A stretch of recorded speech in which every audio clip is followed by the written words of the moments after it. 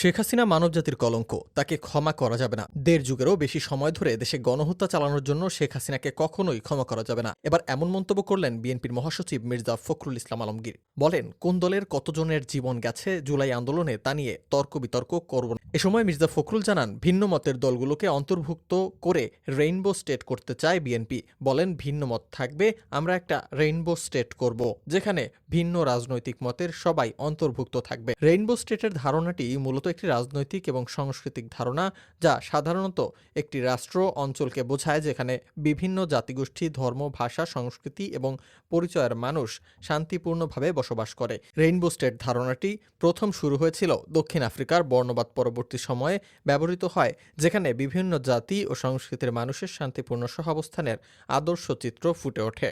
এ সময় জুলাই গণঅভ্যুত্থানে আহতদের চিকিৎসার ব্যবস্থা করতে হলে বিএনপির পক্ষ থেকে একটি ফান্ড গঠন করা হবে বলেও জানান বিএনপির মহাসচিব। প্রধান উপদেষ্টা ডক্টর মোহাম্মদ ইউনূসের প্রতিশ্রুত ফেব্রুয়ারির মধ্যে নির্বাচন হলে এর মাধ্যমে গণতন্ত্রের উত্তরণের ভিত্তি হতে পারে বলেও আশাবাদ প্রকাশ করেন ফখরুল। বিগত ১৬ বছরের গুম, হত্যা, অত্যাচার নিয়ে মির্জা ফখরুল বলেন, ফ্যাসিস্ট শেখ হাসিনাকে কখনোই ক্ষমা করা যাবে না, তিনি মানবজাতির কলঙ্ক।